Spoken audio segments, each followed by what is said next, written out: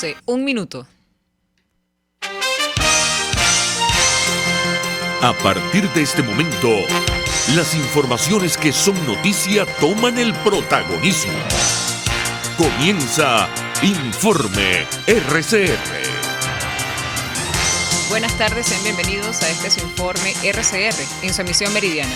Trabajaremos para ustedes en la Gerencia General de la Estación, Jaime Nestares, en la Gerencia de Producción, Wilix Arcaya, en la coordinación y producción de este espacio, Génesis Rodríguez y Mario Villarreal, en los controles, Gregorio González y frente al micrófono, Helen Machado. Recuerden que nos pueden seguir a través de nuestras distintas plataformas digitales, en Twitter, @RCR750, en nuestra página web rcr750.com, la radio que se ve, y en nuestro canal en YouTube, RCR750. De inmediato comenzamos con las noticias más destacadas del momento. La Asamblea Nacional Legítima electa en 2015 debatirá este lunes en la segunda discusión la reforma parcial al estatuto que rige la transición a la democracia en el país. Además, el Parlamento también someterá a segunda discusión la reforma parcial de la Ley del Fondo para la Liberación de Venezuela y atención de casos de riesgo vital. Por su parte, el profesor y articulista Carlos Blanco aseguró que para pensar en una transición a la democracia en nuestro país, las fuerzas políticas deben tener en consideración la desintegración que ha sufrido el Estado venezolano y que ha quedado en evidencia con los enfrentamientos ocurridos en las últimas horas entre bandas criminales y grupos irregulares colombianos en distintas regiones de Venezuela. Este no es el país que se planteó recuperar la democracia en 2002, por ejemplo. No es el país que se planteó recuperar la democracia en 2005, 2007. Este es un país diferente. Aunque muchos de los venezolanos seamos los mismos de ayer y de antier, los de hoy, el país es otro. El país no es una nación. El país no es una república organizada, sino un territorio desde el cual se lanzan operaciones hacia adentro y hacia afuera del país para controlar recursos, para lavar dinero, para el narcotráfico y, por supuesto, para expandir el poder político de sectores en distintos lugares de América Latina y del Caribe.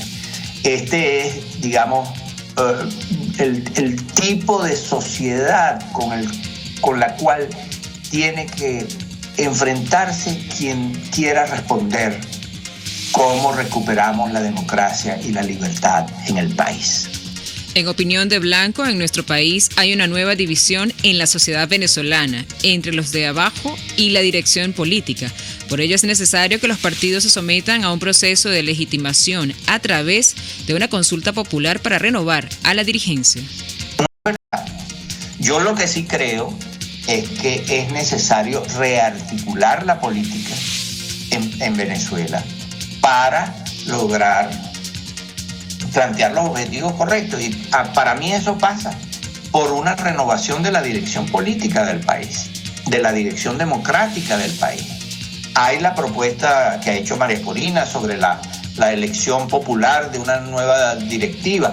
Esa es una propuesta, puede haber otra, pero lo que está claro es que hay que generar una nueva dirección con objetivos claros y con una estrategia clara. No es una nueva dirección cambiar estas figuras por estas figuras porque son mejores, más simpáticas, no, sino es cambiar una dirección para tener unos objetivos claros, para desarrollar una estrategia que consulte las fuerzas nacionales e internacionales, civiles, militares y de todo orden, que puedan llevar a Venezuela a una transición hacia la libertad. Eso es lo que yo vería. Por su parte, la diputada de Encuentro Ciudadano Delsa Solórzano denunció que el teniente coronel del Ejército, Irber Marín Chaparro, cumplió ayer 12 días en huelga de hambre en la Dirección de Contrainteligencia Militar. De nuevo publicamos comunicación fechada el pasado 21 de diciembre. Ninguna de sus exigencias se ha cumplido. No ha sido visitado por ningún organismo internacional, escribió la parlamentaria en su cuenta en Twitter. Entre tanto, el comisionado para los Derechos Humanos y Atención a las Víctimas, Humberto Prado, denunció este fin de semana que hay más de 300 presos políticos en el país. Así lo aseguró Prado en un mensaje de Twitter en el que recordó, entre ellos se encuentra el director de la ONG Fundaredes, Javier Tarazona, el dirigente de Partido Voluntad Popular que lidera Leopoldo López, Roland Carreño, y el teniente coronel del Ejército, Irber Marín Chaparro, quien inició una huelga de hambre el pasado 21 de diciembre. En el estado Zulia, un enfrentamiento entre bandas delictivas y efectivos de la Fuerza Armada a la altura del puente sobre el lago de Maracaibo dejó como saldo un efectivo de la Guardia Nacional muerto. Se trata del primer teniente Elber González Morles, oficial subalterno en la plaza del comando de zona número 11 de la entidad zuliana. La acción de los delincuentes fue captada por cámaras de seguridad ubicadas en el sector, tal y como lo publicó el periodista de sucesos Román Camacho. Por su parte, el comandante general de la Guardia Nacional Bolivariana, Juvenal Fernández López, lamentó la muerte del efectivo militar en el estado Zulia. En nombre del personal militar y no militar de nuestra Guardia Nacional Bolivariana, nos unimos al duelo por el sensible fallecimiento del ciudadano primer teniente Elber Alexander González Morales, valiente oficial subalterno, plaza del comando de la zona número 11 en el Zulia, escribió el oficial en su cuenta en Twitter.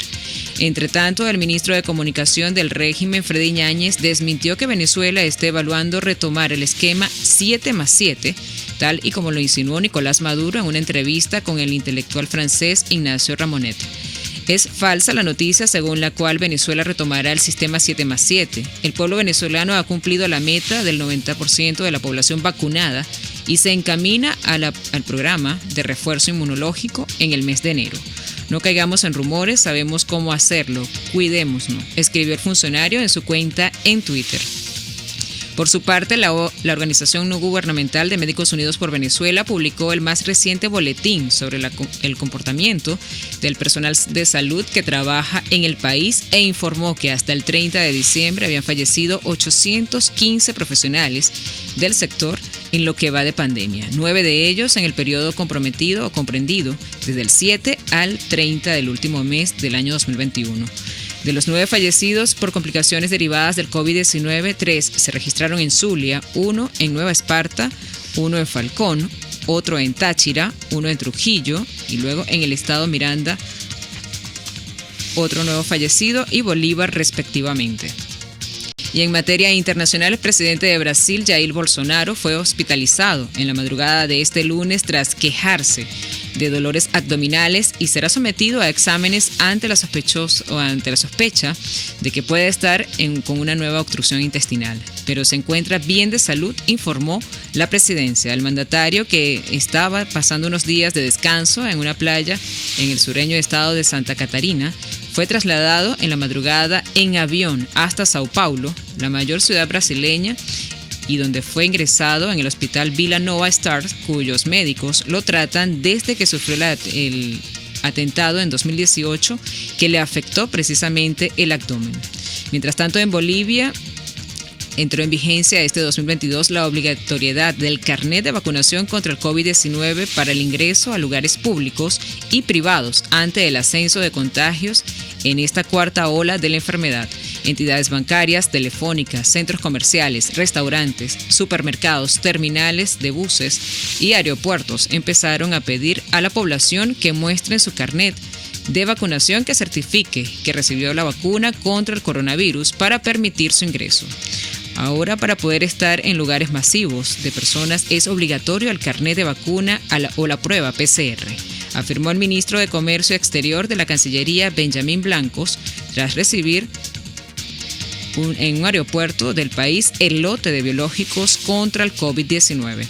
Dicho funcionario destacó que Bolivia es uno de los primeros países en aplicar las terceras dosis en América Latina.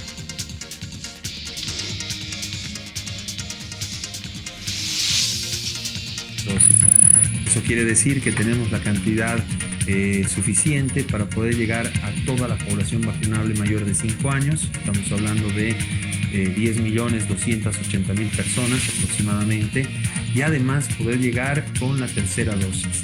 Somos de los primeros países que están aplicando las terceras dosis, lo que refuerza la inmunidad, la inmunización de las personas, Somos de los primeros países de la región también en que estamos vacunando a mayores de 5 años. Llamar a los gobiernos municipales a facilitar la vacunación, a poner puntos, a estar cerca de la gente que requiere la vacuna y poder hacer muy expedito este proceso de vacunación.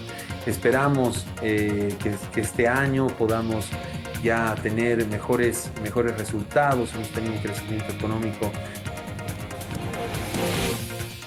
En Israel, el primer ministro Naftali Bennett anunció en rueda de prensa el inicio de una campaña de vacunación contra la COVID-19 con una cuarta dosis a las personas mayores de 60 años y trabajadores sanitarios.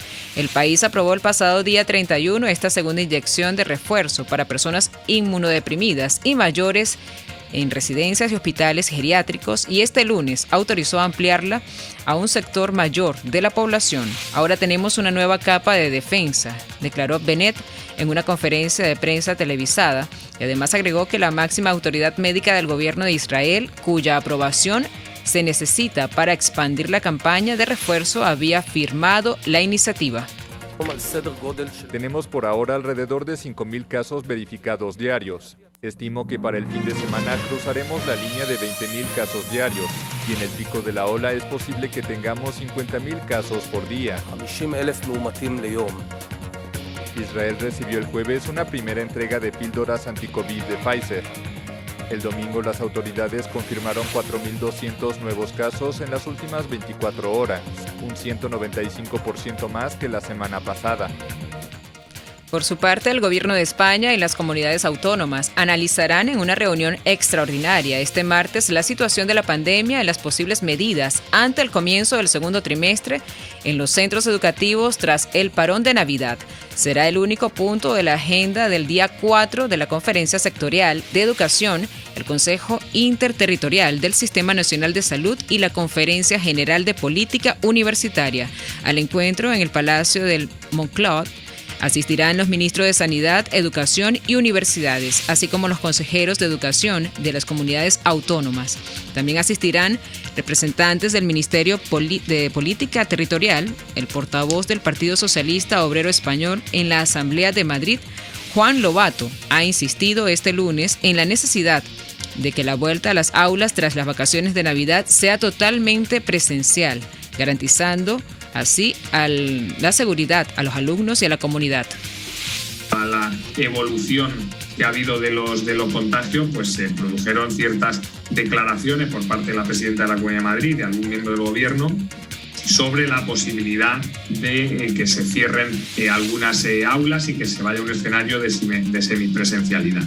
A partir de ahí, el Partido Socialista inmediatamente lo que hizo es dirigirse al gobierno, pedirle inmediatamente una reunión pues para tener una interlocución mínima, que es algo que desde luego falta y mucho en Madrid, en el que no hay líneas abiertas, y mira que intentamos y reiteramos en ese ofrecimiento de participación y de colaboración, y básicamente de lo que se trata es de convocar esta reunión una vez que se produjo la semana pasada esto, con un objetivo muy claro, y es plantear al gobierno pues una serie de medidas que nos parecen muy lógicas, muy concretas, y sumarnos a la comunidad educativa que estáis luchando y peleando por estos mismos objetivos, ¿no? Y la reunión de hoy se trata de analizar ese paquete de medidas que muchos consideramos lógicas, de analizarlas, de detallarlas y de tratar de conseguir que se pongan en marcha para el próximo día 10 en el que arrancan el nuevo curso escolar, ¿no?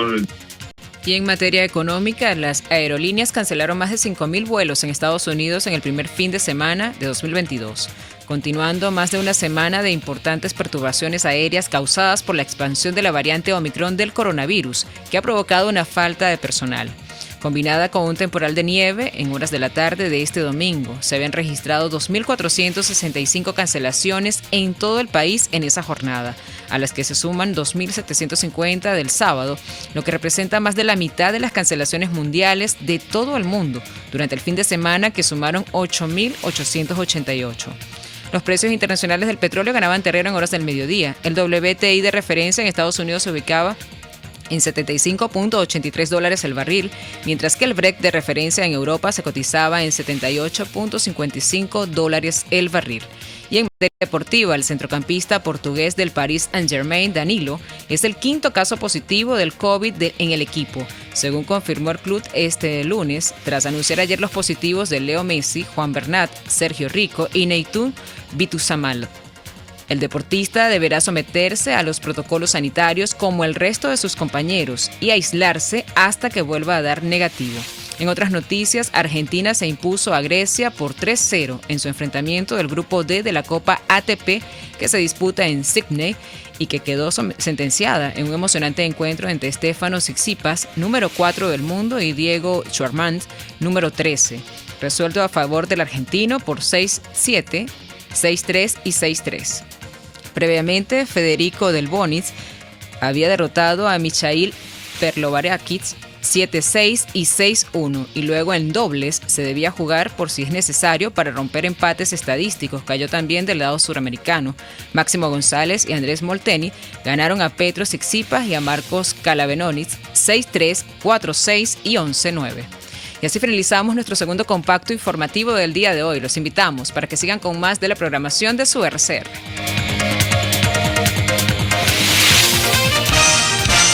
Hasta aquí este compacto noticioso. Manténgase en nuestro